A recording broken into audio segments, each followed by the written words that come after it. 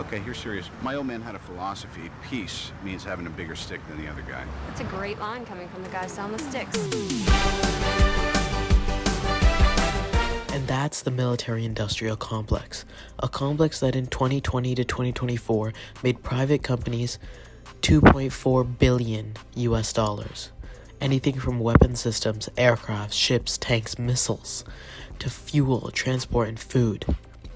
It's this link between the Congress, the military, and corporations that's 3% of the world's biggest economy's GDP.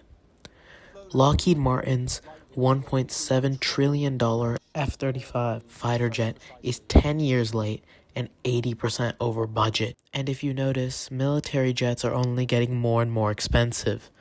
And why doesn't the military use a different contractor than Lockheed Martin? Because Lockheed's doing so poorly?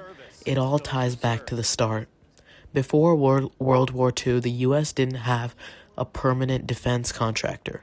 When they were at war, they'd just partner with companies that made similar things to the things they needed. But during the war, the government partnered closely with private companies. And after the war ended, the system never shut down because spending was constant. And because of the Cold War, spending grew and grew, and defense became a permanent business. Once the Soviet Union fell, the US was the largest and most armed superpower the world had ever seen. They had so many weapons that they didn't need. And defense contractors that once relied on steady income from the US government were left without jobs and were planning to close their doors. And the US government had to do something to save them. So the government decided to do something called the Last Supper meeting, where defense contractors merged.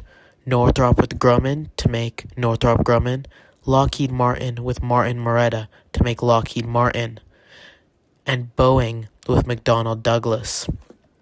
They make money when there's war, and if war is business and business is war, what's stopping them from wanting more war? If you look at the top defense companies in the entire world, you can see that number one, Lockheed Martin, makes 96% of its revenue from defense.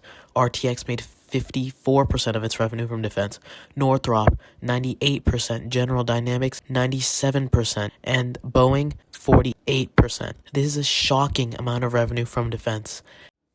And I don't have enough space for it in this video, but in the next video, I'm going to talk about how we as investors can profit from the military-industrial complex. Okay, you're serious. My old man had a So philosophy. subscribe. Peace means having